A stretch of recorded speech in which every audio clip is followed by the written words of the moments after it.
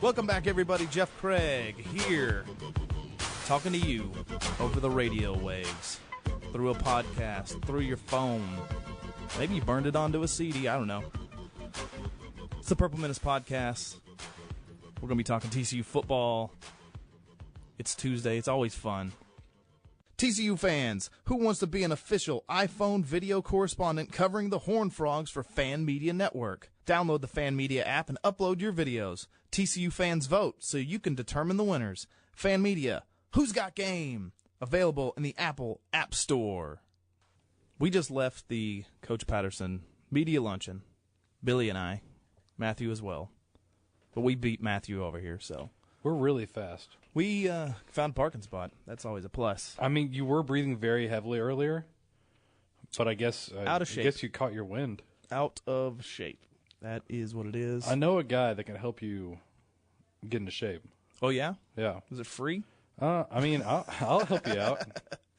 I mean, it might not be as good as the person I'm thinking of who charges money, but I know some tips and tricks. Yeah, I bet you do, Billy. Mm-hmm. Billy, if you didn't know, is a certified personal trainer. I am a certified personal trainer. So work at 24 Hour Fitness over off Camp Bowie, Warren Street. Yeah, got a steady dose, like 10-ish clients. I have a lot of fun with. Business is going pretty well over. I like it. I like it a lot because I mean, if you don't know my background, I used to weigh 485 pounds 4 years ago. Now I'm down to a slender 260. And coach has asked me if I can play some linebacker for him. I said, instead of right tackle. Well, yeah, but they need linebackers. Like, no. They need linebackers.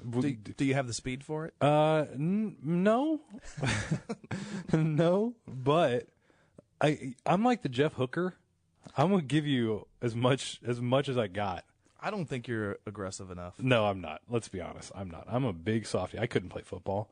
I couldn't even be a cheerleader. I can't yell cheers. You can't yell cheers? I'm good at no. You can't make a toast? Cheers. I can't even finish a no, can't do it. Like, I can't congratulate people. I couldn't have given Trump Boykin a high five like Dana Holgerson could.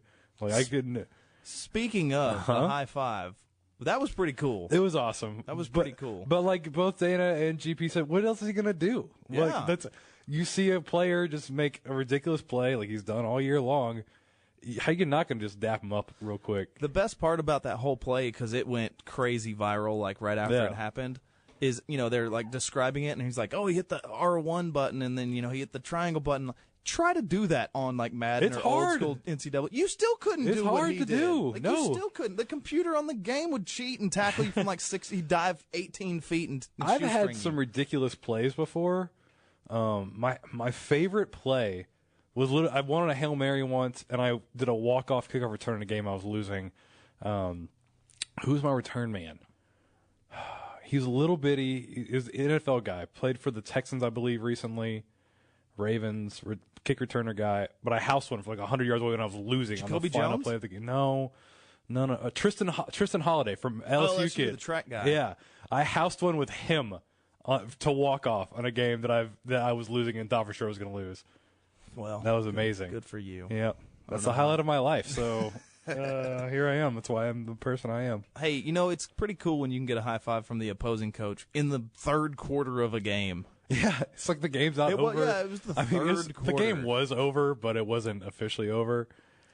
Yeah, but, Boykin's just so good. Like he is good. When do we start?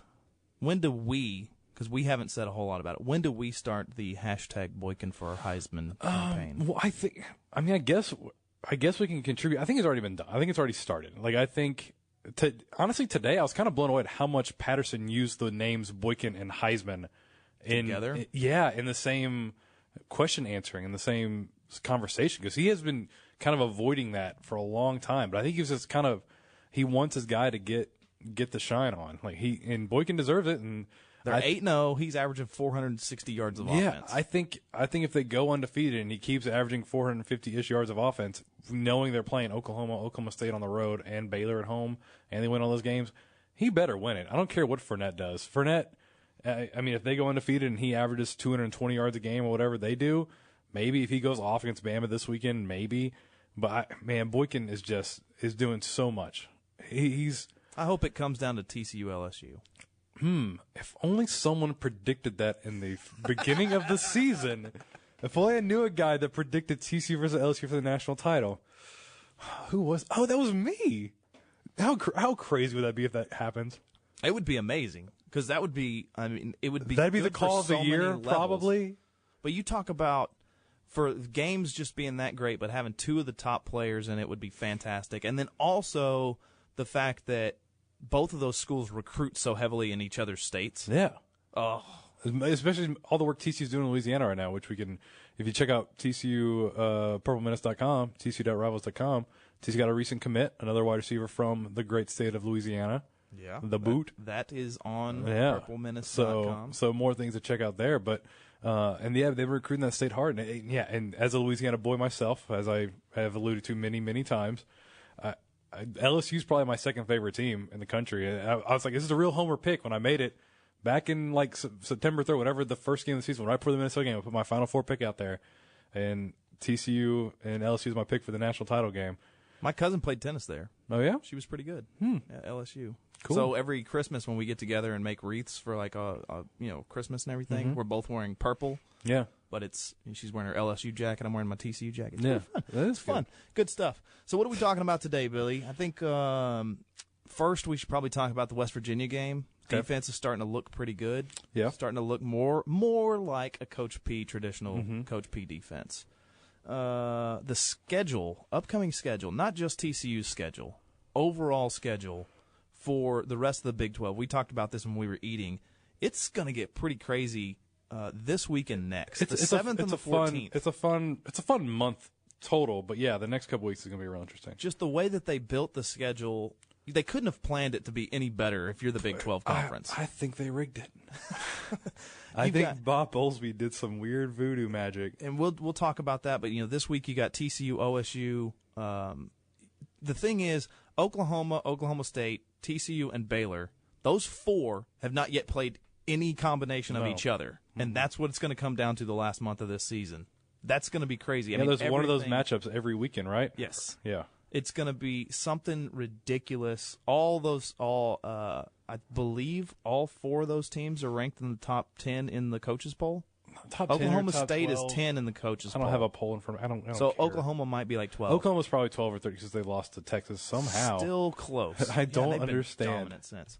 We'll preview Oklahoma State because somebody asked, I thought it was a good question, asked Coach P, how do you prepare for two different quarterbacks? And really, it's almost two different offenses. I mean, I know Walsh had been the starter and he can run this offense, but it's like when J.W. Walsh comes into the game, it's 85% chance of running it, but you still can't stop it.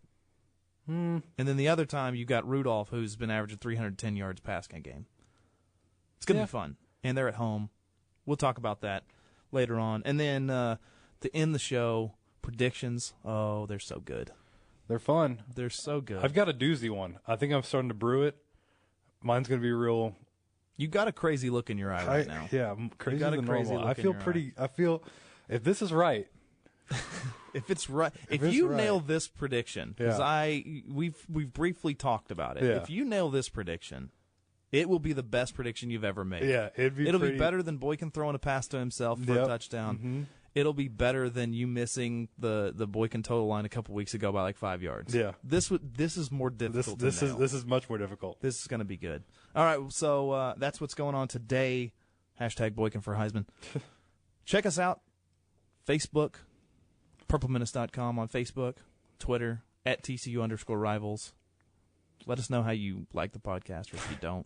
Oh, also, speaking of the podcast, iTunes, if you go on iTunes, I've been looking, I check on it every week. The popularity bars have been full, like our last 4 episodes, which is fantastic. We need people to actually leave like a review. Like you got to give the star rating or whatever, because that's the only thing that we're missing. I think once we get people to actually go, 4 stars, 5 stars, I like this, then we'll start getting with this thing can really snowball out of control. All right, so. just say it's okay. Put 5 stars. 5 stars. It's okay. It's literally capital MEH. 4 letters. Yeah, you can do Meh. or just hi mom. I don't even care. Just say just put some words in some letters in some order with 5 stars by it. We're in.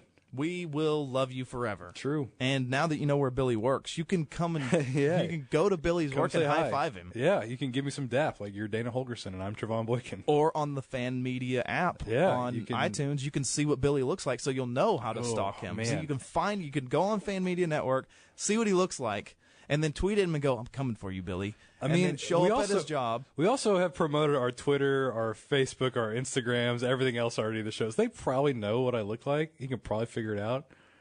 Or if you just want to do that, do Fan Media. Let's send them that. Is that really how we want people to send people to Fan Media and say, "Hey, you can see what Billy looks like"? That does not make me want to download the app. That's not the way I would promote it. But probably not. Yeah. All right. If it works, it works. If it works, it works. I'm just trying to. I like the app. I think it's fun. It's fun. You hang out somewhere, you talk for 30 seconds. Armchair quarterbacking, man. It's great. Or armchair, is this thing on? Am I talking right? I'm making fun of myself in my videos last week from West Virginia. Like, I don't know. I think this is good. There's the team. Do I look at the screen so I can see myself? Do you see? I'm not looking into the camera. Do you see the fans behind me? I'm trying to show you the fans. Look at all the full seats, not the empty ones at the top. All the full seats at the bottom. My biggest problem with your video was you didn't smile enough. I didn't know what I was doing. Well, you get better at it. From now on, I'll smile forever. Okay. Well, that's what's coming up on the show today. If you missed any of that, just rewind. Just scroll back. Just because it's fun. You should do the high scrub where it's in higher voices. It's Yep. Don't be fooled. You did not just do that. Geoff just did that voice. You did not actually high scrub backwards. You do that pretty good, though. It's because I hear it all the time after we're done, and I'm editing it for the YouTube and putting in the fancy slideshow. YouTube, purplemenace.com. There you go. There we go. All right, when we're coming back, we're going to talk about this West Virginia game, and we'll be joined by our good buddy Matt Jennings here on the Purple Menace podcast. Type 2 diabetes is a serious chronic health threat in America. It affects tens of millions of people. Many people who have the disease don't know it. Diabetes can cause health problems such as heart disease, strokes, amputations, and blindness. Talk to your doctor, get screened if you're at risk, and learn how to avoid becoming one of the millions of new cases of diabetes each year. You can help prevent type 2 diabetes. A message from CDC and HHS.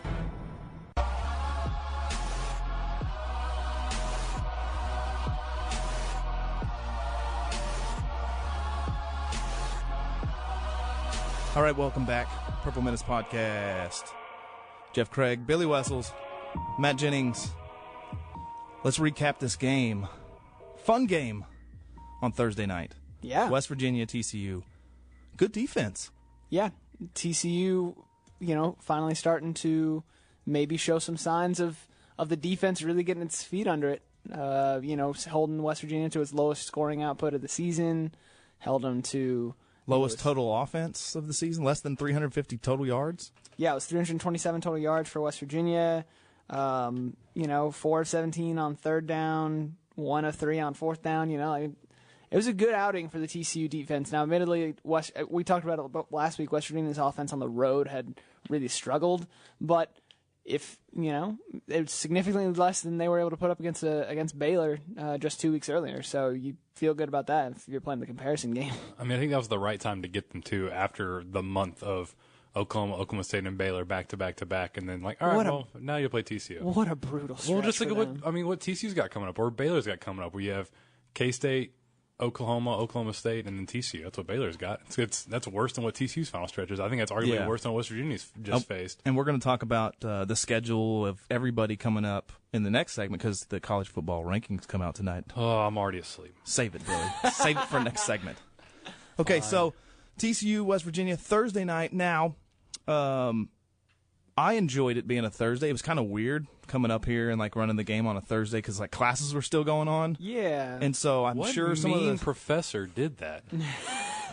Why? Well, I got up here at 2 though, so those students can still be in here. Well, the chancellor kind of emphasized to all the professors and the provost all kind of emphasized hey, don't cancel classes, guys. We care about academics. We're not going to cancel classes. And then a bunch of professors kind of were just we're going to cancel class anyway. Which, because, no one's going to be focused. And I thought the Thursday night atmosphere was fun. It was interesting. I'm generally against weekday games, weeknight games in college football anyway. You got some action going on tonight. It's Tuesday when we're recording this, so you got some action going on tonight. But, I thought it was good atmosphere. I thought it was a lot of fun. I'm glad you brought up that you don't like the weekday games. I'm not a big fan of them either. And when you go back and you think about Thursday night, I mean, TCU looked really good. Boykin doing another one of those Heisman flips into the end zone, which is great. But by the time Saturday came around, I feel like a lot of the national media had already forgotten that game had happened. Yeah, you lose a lot of kind of your spotlight because it's all your games. Although I think so, it's like Thursday you get all the eyes, and it's great because you think, man, this is great. It's great for recruiting. It's great for national media because it's Thursday and it's the only game. But then when Saturday comes around. But would you rather be the one guy on a Thursday or one of 100 on Saturday? Well, I think. And how are you going to overshadow the freaking Miami Duke ending? Oh my God. That was ridiculous. Like, I'm just saying, usually when you think about to one weekend, you think about one moment. Like before it was the Michigan State debacle at the end of that game. You think about that more than anything. I thought about doing a segment next about officiating, but I feel like that's in poor taste. But we can just leave that one alone. But that was horror awful. That horror awful? Horror awful? Can we say that word? Horror awful. Can we say that compound word? I will say this to Jeff's point. I think TCU, I agree, That's Gary awful. even... No, you know what that is? That's horror awful. That's horrible and awful mixed together. I think Gary... I guess if he can get away with it, you can too. Gary touched on that during his press conference saying, like, I didn't feel like Trevon got talked about enough kind of on... Well, that's not what he said. He said, I didn't hear people talk about Trevon very much over the weekend because there were a bunch of games going on. But I think TCU benefited because basically everyone else in the top 6 was on a bye other than them. So they benefited. But with the recruiting thing, it helps because you're on national TV, but... There were a ton of games, actually, a ton of high school games happening on Thursday. So because of all the rain you would have and loved for everyone to come in and see what it's like for a night game atmosphere. And then all the recruits, at least locally, that they would have wanted to come were all playing. And so it was kind of a loss for them in that perspective. But no, I thought TCU sent a message on Thursday that, hey, we're still here. We're still around. This conference title discussion is not decided yet, and they look like they're playing their best football as they're about to head into what's going to be the toughest stretch of the season for them, for sure. And I'm glad you said their best football because I think defensively, the last 2 weeks, Iowa State for 3 quarters and or the end of K-State, Iowa State, and then West Virginia, the defense has really started to look really good.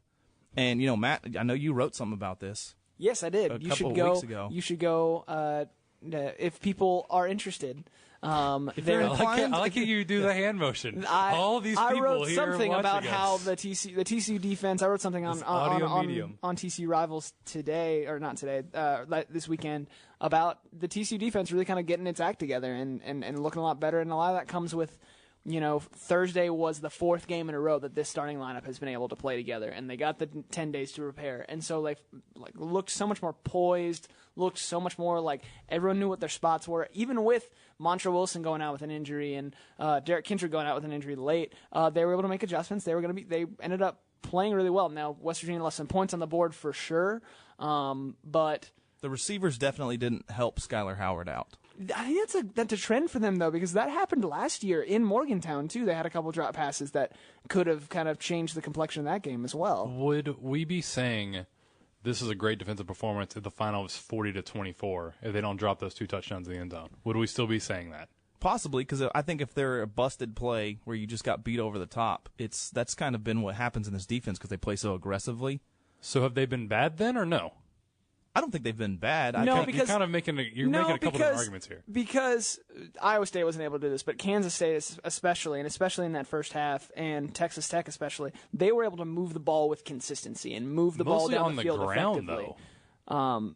I thought they were able to pass the ball pretty well. If you watched but Corey O'Mealy play defense this season, he's gotten better. He's gotten a lot better. Yeah. Yes, he switched numbers. Him and Mosley swapped. Him and Mosley are changing numbers. So I guess it worked. They played well this week with that. But it was either genius or it was just a flat-out name mistake when they sewed the names on the jerseys. To switch O'Meally and Mosley just 2 and 3. I mean, there is an M and an O. And an L, and a Y. And a Y. And an E. And an E. Oh, my goodness. Are we doing this? In both names. In both names. Back to what you're saying, Billy. Defensively, I don't think that they've played bad. I think they've been playing better. Like you said, it's been teams have been able to run, but all the over the top stuff hasn't been happening as much since the Tech game. They're making teams throw the ball underneath, and Patterson feel like is these guys are knowing where they're supposed to be.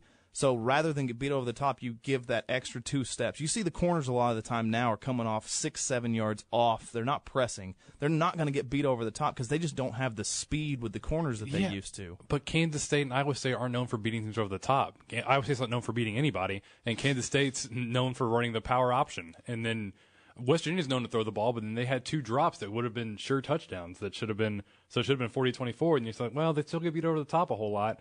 So I don't know. I mean, I think the defense is good. I don't think it's bad. I think if you go 24 points a game, you're going to win every game with this offense TCU has. But it's still like, isn't that the number that Patterson, his goal now is? Yeah, like 24. 24. I think he might have said 30. I think he said twice last year they gave up 30 to Kansas and West Virginia and won both games. If you hold a team under 20, if you hold a team to 24, you're going to win every game with this offense. Yeah, except for Minnesota, I guess they've only scored 23. Minnesota scored 17 with a garbage time touchdown. But I'm saying TCU only got 23 in that game, so they would have lost. That's true. That's true. So if you hold a team under 23 every game, TCU wins. So I mean, I guess that's fine. I guess that's good. I'm just trying to see what's the barometer for good has changed in the last couple of years for TCU. Well, the barometer for good has changed for us just this year because we were looking at last year's defense, which was fantastic, this year's defense with so many changes. I think that it's as the season progressed, they've gotten progressively better, and you're starting to see one of Matt's favorite players, Ridwan Issahaku, is really starting to play. Man. He's been good. Traven Howard playing linebacker has been really good. I mean, never had played the position before. And he's given them a ton of flexibility because of his ability to change positions mid-game. When Denzel Johnson gets ejected, he has to go. He goes and plays safety for him. Last week, when Montrell Wilson got hurt, they throw in Ty Summers and Alec Dunham, and they let Traven Howard play safety and kind of play that nickel spot again. So, they've got guys who can play multiple positions, and Montrell Wilson has been just a revelation for them, and Issahaku, I think, is such a step up for them over Michael Downing, which, how can he not, because he's a walk-on. No, I think they're not going to be what they were in the last 3 years, but they're absolutely trending upward, which is what you need heading into playing three of the best four offenses in the conference, and 3 top 20 offenses in the country heading up into the stretch of November. Both sides of the ball, I felt TCU dominated in this game. They get the victory. It was convincing. It was in front of national media. It was Thursday night. It's only good things. I only have good things to say about this game. That's great. Coming up next, we're going to talk about the rest of the schedule. Another thing that Matt Jennings has actually recently wrote about on purplemenace.com. If you feel inclined to check out I like Matt a lot. I like Matt a lot, too. We'll be talking about the rest of the schedule, what lies ahead for not just TCU, but Baylor, Oklahoma, Oklahoma State, the 4 teams at the top, because it can get real sticky real quick in the Big 12 Conference, here on the Purple Menace podcast. I go to school with your children. We say the Pledge of Allegiance together. I'm one out of every 4 children in America, and I'm struggling with hunger. I'm lucky to grow up where I could be whatever I want. I want to grow up and be someone who doesn't go to bed hungry. Please visit feedingamerica.org today and find your local food bank. Every dollar you donate helps provide 7 meals for kids like me. Together, we're Feeding America. Brought to you by Feeding America and the Ad Council.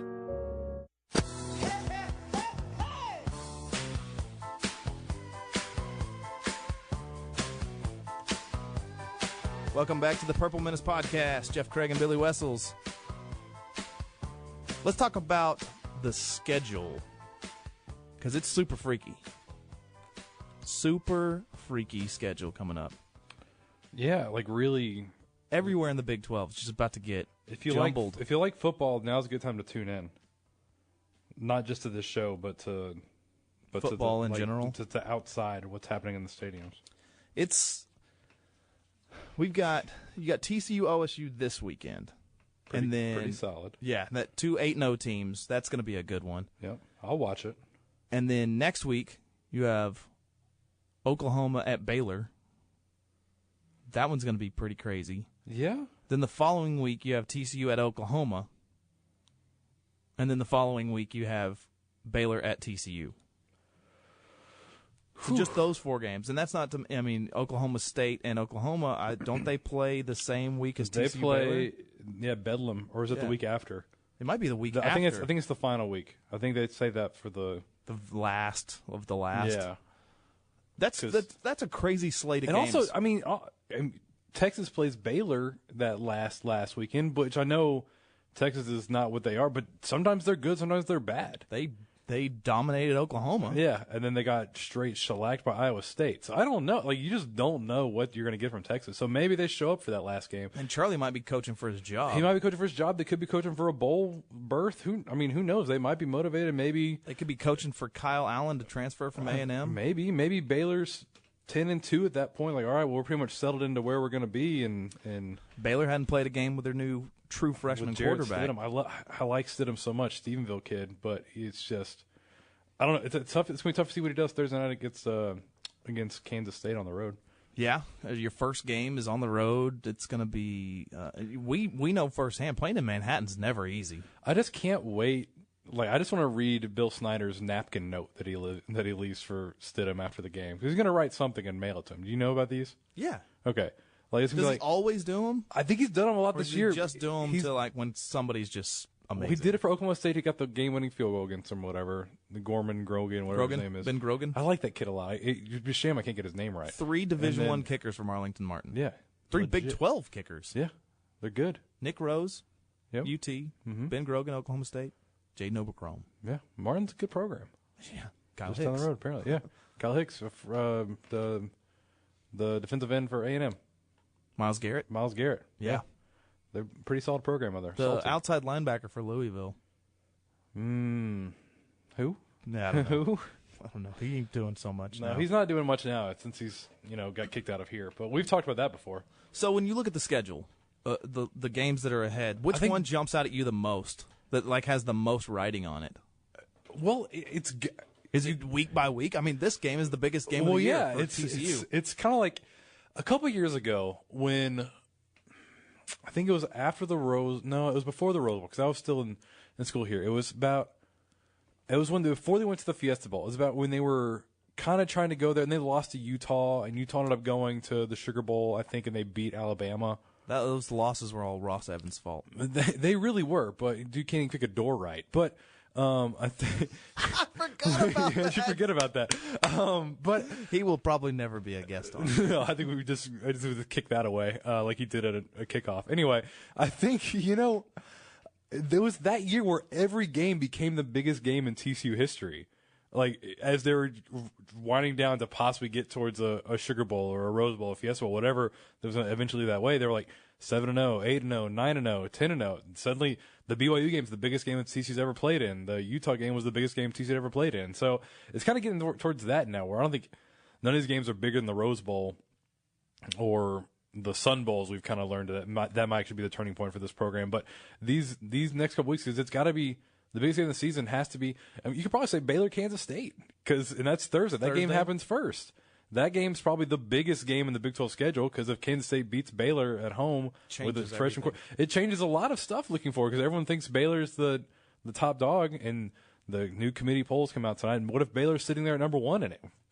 Who knows? Yeah, who knows? We'll find out It could happen. We'll find out in about 5 hours. They could do it just for kicks and grins. Yeah, they could. Condoleezza Rice likes Baylor, I guess. I don't know, but it's just that's why I don't care about these. I literally do not care.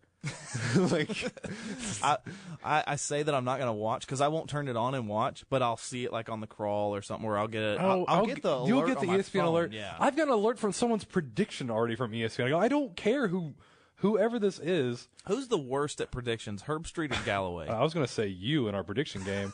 Herb Street's pretty. There you go. Cut the mic out again. I think Herb Street's pretty bad, but it's so fun. You're like Herb Street's so. I love TCU. I hate TCU. I love TCU. I hate TCU. Herb Street can't figure out what he likes. I think he might be a robot. Like an Ohio State playing quarterback robot. Yeah.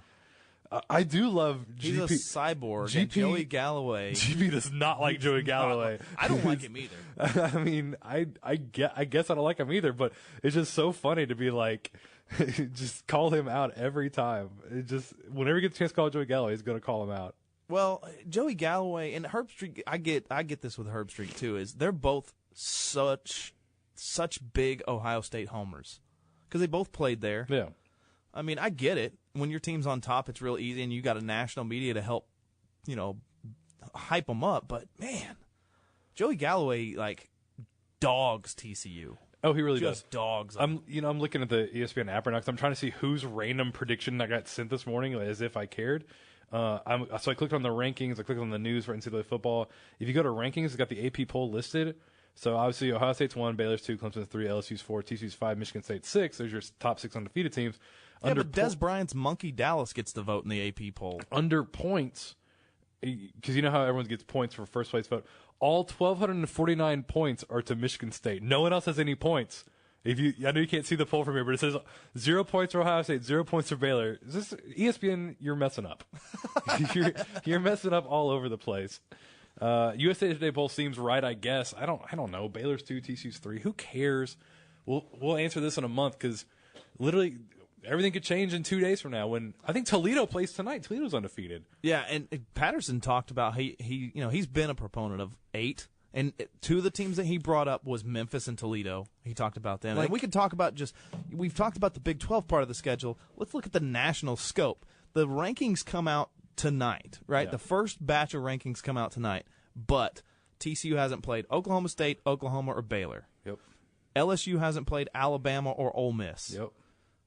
Clemson hasn't played Florida State.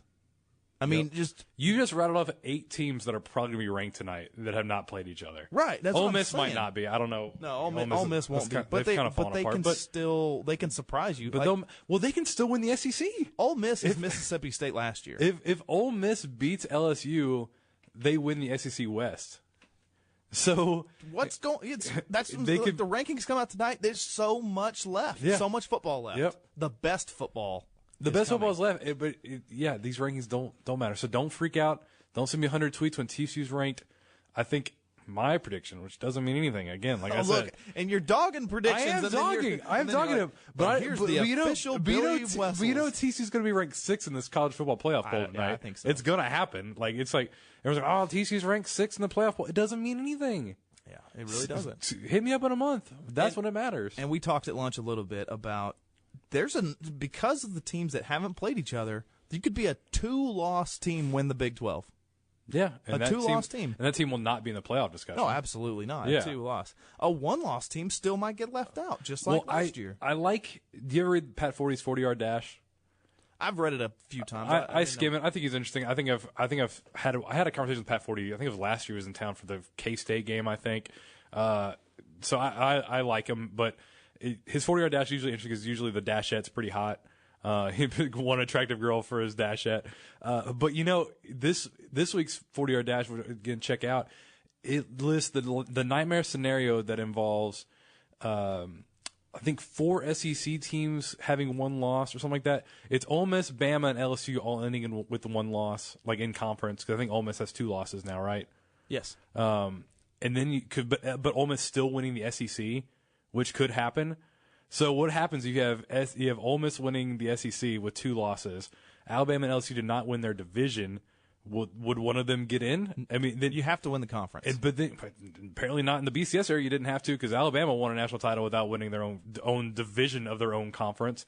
So then you got, say, Ohio State runs the table, or Michigan State runs the table, Clemson runs the table, and someone in the Big 12 runs it. You could literally have 3 undefeated teams and 7 one-loss teams and a 2-loss SEC champion.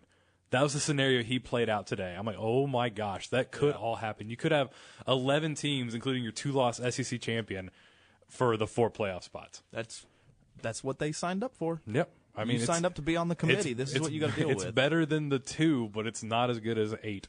I think if you're not in the top 8, you give Iowa deserves a lot of credit for what they're doing, but are they really one of the top 10 teams in the country? Who knows?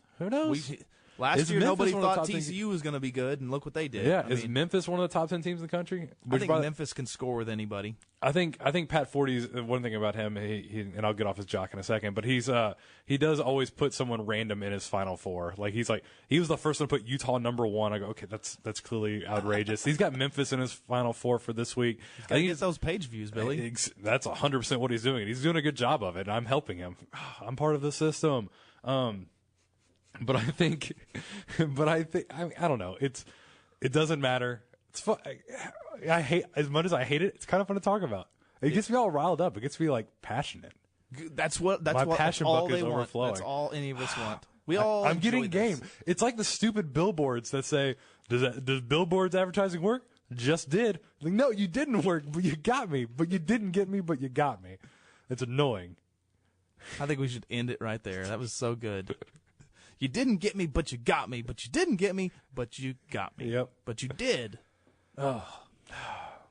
Yeah. Playoff rankings tonight. Existential Watch crisis. it if you want. If you feel inclined to Tweet me the watch. rankings, so I'm not going to watch it. There you go.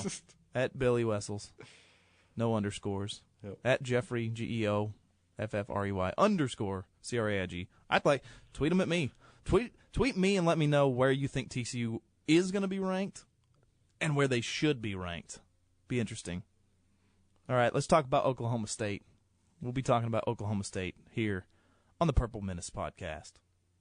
5 million Americans are living with Alzheimer's disease, and another 16 million husbands, wives, children, and friends are caregivers. But the right foods may help you prevent it. Vegetables, fruits, whole grains, beans, the same foods that fight diabetes and heart disease can also keep your brain strong and memory sharp. Let's eat right to fight Alzheimer's. Visit eattofightalzheimers.org.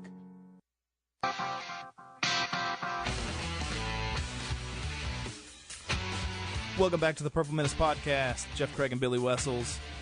We're going to break down this Oklahoma State game. Stillwater this weekend. 2:30. I like the 2:30 game. I think it's my favorite game of the day. Yeah, Always. I think that's the perfect time for college football. You can sleep in a little bit, and then you can have your game, and you can get done writing about your game and talking about it, and then you can go enjoy your Saturday evening festivities, whatever they may be. Yeah, writing about the game. I'll be doing that later today. There you go. Jeff's game plan. Jeff's game plan's coming out. Jeff's game plan against OSU. It's going to be a pretty interesting one, I think. Stop all the quarterbacks. Stop them all. Play defense. Oof, that's the one key. That's each team. That's all it is. It's just going to say play defense, tackle. That's probably all you need to say. Man, You're done. Congrats on writing your story so fast. Yeah, you know, when you look at this Oklahoma State team, they don't have guys with like gaudy stats. Like that's the big thing about them. They're sneaky good. But if you combine their stats, right? That's what I'm saying. Like they don't have one guy that jumps off the page. Like when coaches are playing TCU, they're going, all right, Boykin, Dotson. Let's try to stop them. And then, they fail. also have Listenby and Green and Turpin and, the list, Kyle Hicks and games. Yeah. I mean, the list goes on. When you look at Oklahoma State, you don't go, man, this guy really jumps off the page at me. But then they're 8-0 because they're just a really good football team. Yeah, well, they're kind of almost GP's mentality, which is like just win. Yeah, no, just win. And we've talked about this. When to be a special team, you sometimes have to get lucky. And TCU had the Tech game with the divine deflection, which was fantastic. But Oklahoma State had to win in overtime in a game. Yeah, and they easily could have lost that game. Actually, they should have lost that game. Well, they should have lost that game. Yeah, that was the divine deflection. Wait, hold up. This is the Oklahoma State West Virginia game. Oh yeah, they should have. That was the one where the refs like 4th and 37.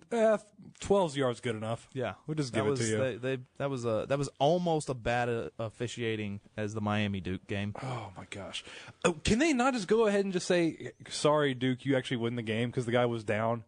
I don't get why they can't do that.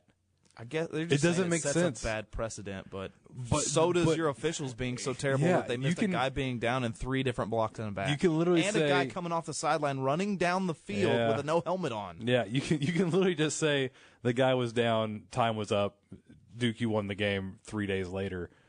Not even 3 hours later. Yeah, it was bad. It was bad. Or just not blow it on the review. Every play's. I don't get how they get plays wrong. Anyway, I feel like, I know we're getting off the Oklahoma State subject, but I just feel like the review process, they're afraid because it's the fraternity of officiating, that they're afraid that they're going to offend the guy who made the initial call. Tough break. He signed up for this. It's like when it's like GP sort of being mad about TCU getting left out of the playoff system last year. Well, that's what we got. Win your game. You win the games, you're in. Like TCU this year, you win every game, you're in the playoff. I don't care. I don't care about anything else. That's why the rankings don't matter. You win every game, you go into the playoff. Well, they're both winning every game. Yeah. They're both 8-0. Yep. And Oklahoma State, the offense, we've seen this type of offense. Oklahoma State's always, we talked about West Virginia last week. These are always pretty tough games. TCU Oklahoma State games are usually pretty. I mean, Oklahoma State's won a couple of them. They ran away with them. TCU last year ran away with it. But the games are usually, at least the first half, so they're competitive for a half, physical, and then one team just kind of pulls away in the second half. Playing in Stillwater again, it's a hostile environment. I don't like playing there. Close, I don't like yeah. it. You got crazy fans up in Oklahoma. They're right over the top of you on the sideline. I mean, that's got to get in your head a little bit. Yeah. And then when Oklahoma State comes out there, you know what to expect from this offense, but then Rudolph I think he's a great quarterback. I think he's probably the third best quarterback in the conference. I think it's Boykin and then the now out for the year Seth Russell. Yeah. And then probably Rudolph. Well, Mayfield. I have Rudolph being better because I think he's doing more with less. What about JW? J.W. Walsh is good, too. He was a starter there for a reason. Yeah, no, they're both good. Lost it because he was injured. See, that's kind of actually, Matt and I think you had our mics off earlier, which is always a fail on your part when, you know, what gold or what weirdness I'm going to say. We're trying to rank the quarterbacks in the country. It's like Boykin head and shoulders number 1. Then it was Russell at 2. Like, I'm talking in the country. Yeah. And then you sort of got Cook and Goff, Michigan State and Cal. I don't think Goff's that good. I think he's overrated. I think he's going to be a first-round pick this year and he's going to be a bust. But then who do you have? Then you have the Oklahoma State guys, and you have all 3 Oklahoma quarterbacks probably at that point. Like, I just think the quarterback plays so much better in the Big 12 than anywhere else in the country. Oh, the kid from Memphis. Well, I mentioned him too. I didn't mention it. Paxton Lynch, whatever his name is. Lynch. He'll probably be the best of all these guys when it comes to NFL quarterback. Maybe he's like 6'5", 240. He's prototype. I think Boykin can have a nice career, but I think Lynch might be, I don't know, maybe the best pure the next Andrew Luck type quarterback. Boykin is obviously the next. I'm trying to think of a successful guy that's been Russel Wilson maybe. Is he? Well, he's been successful, but it's not because of his. Not play. because of him. Has there? I mean, I guess since Vic, but Vic hasn't won. I'm trying to think of guys that won the Super Bowl who are crazy mobile. Won a Super Bowl because they were mobile. Well, like with. Here's the thing: those quarterbacks don't win Super Bowls most of the time. That's what I'm saying. Like, I'm trying to think of who Boykin can be in the NFL. If you're like, oh, Boykin can play just like this guy. I mean, if you were going to compare him to a player, I would say Colin Kaepernick. I mean, just got benched for playing Gafford. Right, but you look at the skill set, like good wheels and can chuck it downfield. He makes the throws look easy. Kaepernick's problem is he can't read defenses. He just doesn't know where the ball's going when he throws it. He can throw it deep. But he can run the ball. He's a physical, gifted guy. That's who just based on physical attributes. Yeah. So and he went to Super Bowl. He was And he was a pass away from going to another one. So, yeah. This is away from Oklahoma State again. Well, we're talking about quarterbacks, and when you look at Oklahoma State, you got to prepare. They have a Boykin-esque guy, and they've got a Boykin-esque guy. One more with legs, one more with arm. They basically have Boykin split in 2.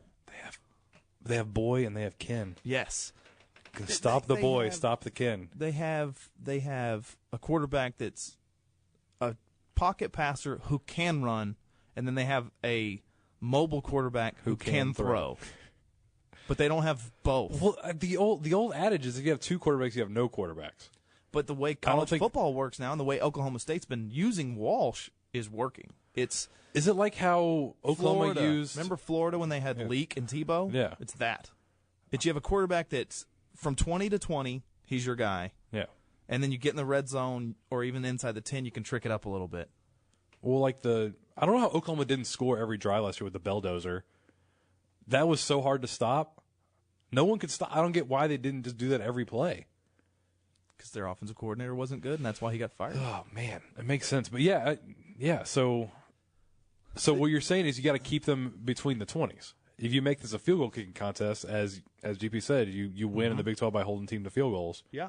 Then you can't give up. You don't worry about Walsh Oklahoma so State's much. They're gonna take shots downfield, but it's gonna be more like the Tech game when it comes to, pick routes and receivers running over the middle. It's going to be those 6-yard routes that if you make the tackle, you can get 3 and outs. But if you don't make the tackle, it's 35-yard gain. It's wide receiver screens. That's Oklahoma State's offense. It's not going to be Baylor, 4 guys running go routes, and we're just going to throw, and you're either going to pass interference or we're going to catch a touchdown. Like, it's not that offense. It's short, crisp routes. They have some little shifty guys. If you tackle, you can get them off the field. If you can make Mason Rudolph have to beat you, you can win the game. If you could stop the run, which TCU struggled a little bit with, running up the middle, you turn them into just purely a passing team, TCU runs away with this game. And as well as the D-line played last week, and as much as they're getting healthier and getting guys back, I feel like that's something that can happen. I feel like they can contain the run a little better and get pressure on the quarterback. They did a really good job doing that against West Virginia last week, and there's no reason why I don't think it can happen again, because I think what we're saying, Oklahoma State's offensive line is kind of – oh, that wasn't us. I was on an Oklahoma radio show earlier. They're suspect. Yeah, I was on an Oklahoma radio show this morning, and the guy before me was from the Tulsa World Herald or whatever the newspaper's called. And he was talking about how if there's an issue, it's with Oklahoma State's offensive line, how it is suspect. And as much as TCU's defensive line is playing better lately, that's why TCU should win this game. He even said TCU should probably win this game because of the pressure the TCU defensive line will get on whoever the quarterback is. I think this is how it's going to go, and this is how we'll wrap up the Oklahoma State game. Oklahoma State's 2 defensive ends are phenomenal pass rushers. But if we've seen anything from TCU's offense and Trevon Boykin, he can make the first guy miss. He can make the second guy miss. 3, 4, 5, 6, 7 guys miss. But those are the 2 guys for Oklahoma State. And then they have one good corner, Kevin Peterson, who's pretty good. Other than that, their defense doesn't have a lot of playmaking guys. They've forced turnovers and they've gotten a lot of tackles for loss, but it's from their 2 ends. TCU on the other side of the ball, they're getting healthier on the defensive front. And then Joseph Broadnax playing last week, giving some muscle in there. That was pretty good. Yeah. And then Oklahoma State's got like a former walk-on. They got a guy that just has made 2 career starts. I mean, they're going to be in over their head. It's like old school football. It's going to be one in the trenches. They're starting my boy Brad Lundblade from Argyle Liberty at center. Whatever that's worth. He was when you cover recruiting, you start to pick up these names. Like, oh yeah, I was watching their. I think it was the Kansas game was on TV when I was in like a Foot Locker recently or whatever. It's like, oh, Brad Lundblade's in. He was a kid that I talked to a lot that was like begging for a TCU offer. If he got a TCU, he was coming over here, but they never offered him. So he took a preferred walk-on status over at Oklahoma State versus a scholarship. I think the Tech. I think it was the only scholarship he got was to Texas Tech. So he took a walk-on spot at Oklahoma State to earn a scholarship. So hey, it's looked like cool it's story worked there. out. Yeah, he's playing. So all right, so Oklahoma State quarterbacks are really good, receivers are pretty good, offensive line, running backs don't scare me either. I think the games aren't won on paper, but if you looked on paper, offensively they are very similar, but they couldn't be further from the truth because of what we said. They have 2 different quarterbacks who do different things. We have one complete quarterback. And again, now you can really start to measure these Big 12 teams. Like now, I guess we think Oklahoma State's really good. We think TCU's really good. We think Baylor's really good. We think Oklahoma's really good. But we won't really know for another month who actually is really good. We'll see. We're going to make our predictions next here on the Purple Menace podcast. Matt Jennings will jump back in with us. We'll give you those predictions. You can give us yours. And then we'll probably just ramble for a little bit like we do. We like about right. Hey, it's our podcast. We do what we want. All right. You should leave a comment saying you like the rambling. Yeah, leave it on the iTunes. If you don't, just put us 5 stars and say, hi, Mom. Works for me. Yeah. All right, we're going to have prediction time coming up next on the Purple Menace podcast. Multiple sclerosis destroys connection. So it's only fitting that connection would be its greatest enemy. Because connection takes away MS's ability to isolate. And as more connections form, we end up with more knowledge, more resources, more understanding, more ideas, and more hope. And then, the connections we make become more powerful than the connections MS destroys. MS kills connection. Connection kills MS. Give what you know at msconnection.org.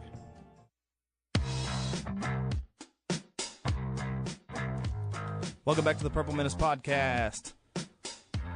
Geoff Craig, Billy Wessels, Matt Jennings.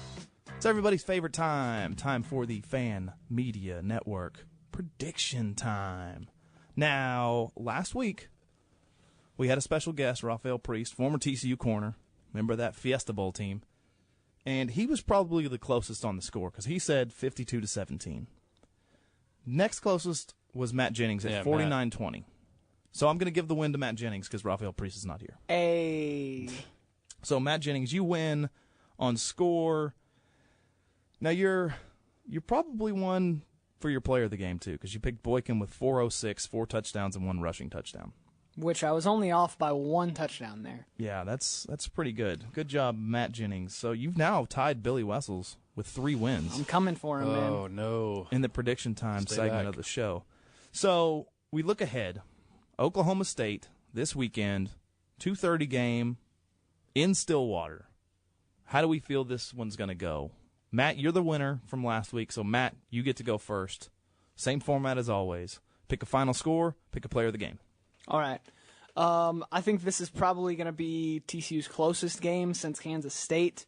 I think which was really only 2 games ago. It feels like forever ago because of the bye week. We had the Texas, Iowa State, and K-State was after Texas. Was it? All right. Anyways, yeah, I think TCU's going to play it on the road. I don't think the offense is going to have any trouble. I think Oklahoma State's offense is going to be, a test for the TCU defense. We're going to see, if Billy's right, if Thursday really was more a product of West Virginia's mistakes, we're going to find that out quick. So I think TCU's going to have to score a good bit. I don't think Oklahoma State's going to score 70, though, so I'll go with TCU 49, Oklahoma State 38 is what I'll say. And then give me, you know what? I'm going to go out on a limb here. Give me Aaron Green for player of the game. He's due. He really is. He rebounded a little bit last week. I think he's going to really, really bounce back after kind of a meh couple of games. Give me Aaron Green for 146 yards and 2 rushing touchdowns. I like it. Wow. All right, Billy. See, I was thinking about going Green, but then I was thinking about how this game's going to go in my head. So here's how it finishes. Here we go. TCU, you guys are getting the sneak peek. TCU wins. Today's no guess of what it's going to be. TCU wins 55-52. It's back and forth the entire game, 49-49, with, say 2.5 minutes left. Oberchrome drills a 39-yard field goal. You're getting real specific. To make it 52-49. Oklahoma State's kicker, Grogan. That kid's a stud. They went to the same high school, him and Oberchrome. They did, but Arlington Martin. Grogan drills a 44-yarder to tie it with 48 seconds left. And then Oberchrome hits the winner from 51 yards as time expires for TCU to win 55-52. So I'll take Oberchrome as the player of the game with 2 clutch field goals in the final 3 minutes. Dude, he drilled that one before half. Sure did. That was a bomb.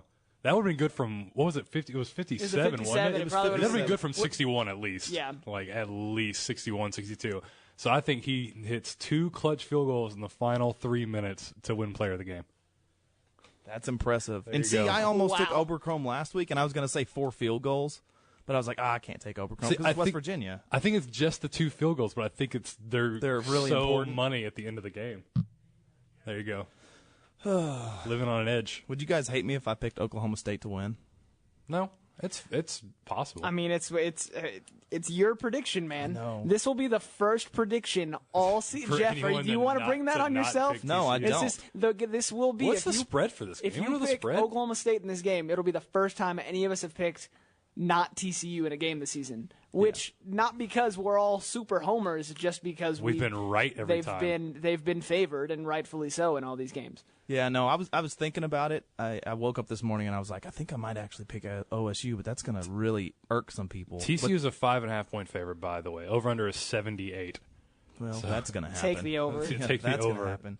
No, while we were in the Patterson press conference, I'm always looking through all the notes, and I'm going through and I'm looking at Oklahoma State's offense, and they put 70 on Tech, and they looked pretty good in the second half. They also had a pick six, and a punt return. See, I was going to say, it's not just the touchdowns. offense. Their defense is good. They've got some really good pass rushers on the ends.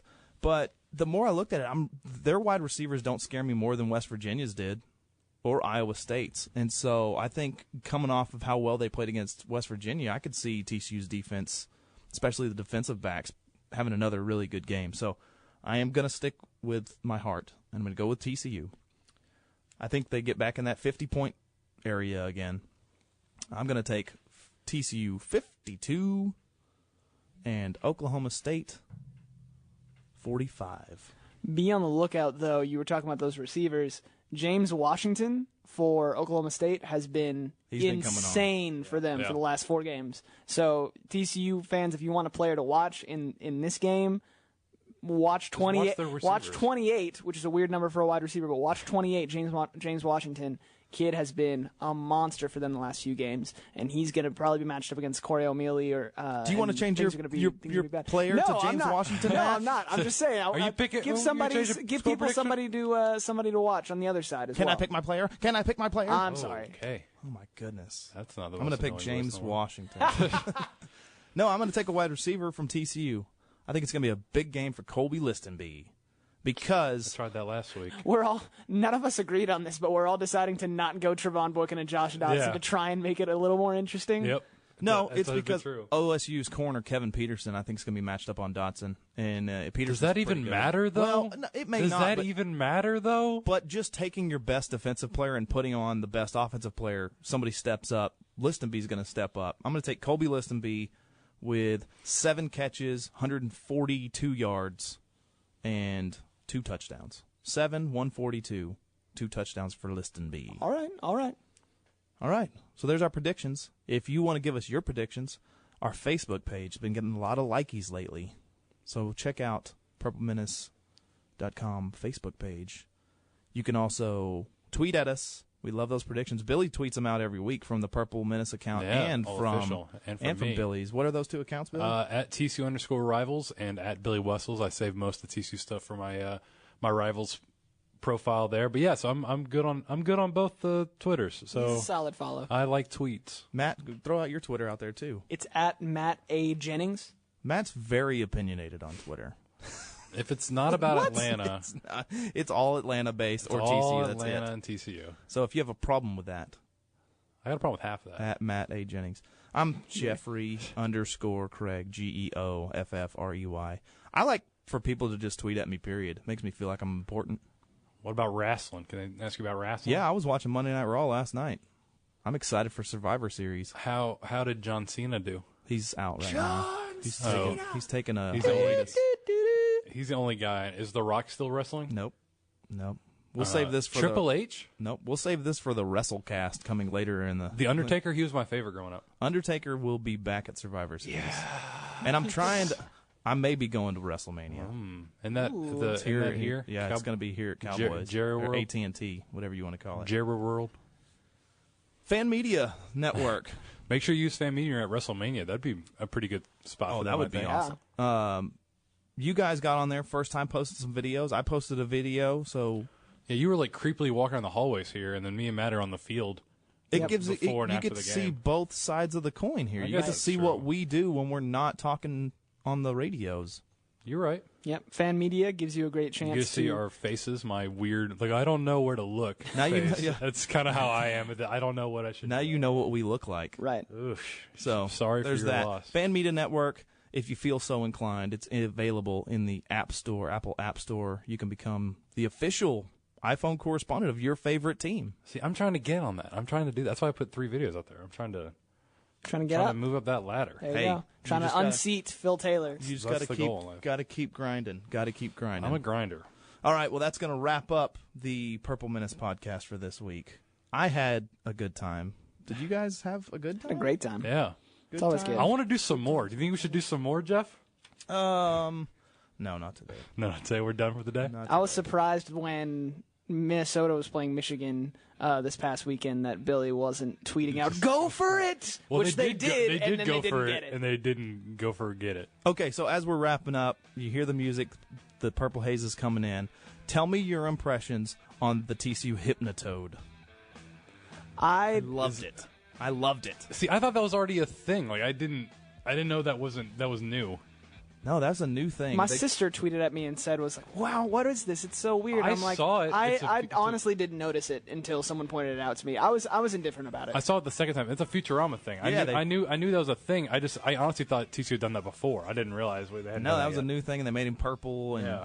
I loved it. I thought it was all cool. The creepy music, the wah wah wah wah. You know, It was cool. Again, I just thought it had already been done before. it maybe it had been done somewhere else. Oh, but, okay. Well, I guess you weren't that impressed. Oh, well, go Frogs. No, not as impressed as we were. Sorry. All right, I'm Geoff Craig for Billy Wessels and Matt Jennings. Make sure you check out the Purple Menace podcast on iTunes, on YouTube, on SoundCloud. Where else are we? Maybe on KTCU soon. and on Podomatic. Podomatic. Yeah, another good thing about the Podomatic thing is you can see all the recent episodes. You can also click a little link on there that says "We Want More," and then you can leave us comments telling us what you want us to talk about. You can also click a PayPal button to make a hefty donation. Drop some cash. Drop a cash. And another thing you need to check out, Billy's skin removal on GoFundMe. Sounds so weird. We haven't talked about it in weeks. Yeah, I'm still a good ways away from getting that. Well, you got quite a nice little chunk I've got a nice going. chunk. I've got $8,000 of the $15K. So I really actually only need about $3,000. So if someone's listening to this, because I've got some money saved up to get all this stupid skin I've got hanging on my body from losing 225 pounds. I mean, if you can fly people down from Iowa to come to the game, I know, why right? can't you chip in Can on someone Billy? help? I'm the grown up weird Abby Faber. That's weird. Let's end it That's a on that. weird way to All say right, that. we're out of here. We'll be back next Tuesday. Purple Menace podcast. Geoff Craig, Billy Wessels, Matt Jennings.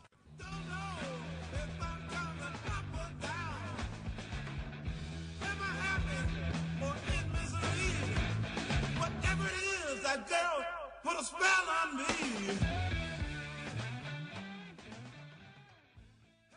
No, you didn't work, but you got me. But you didn't get me, but you got me.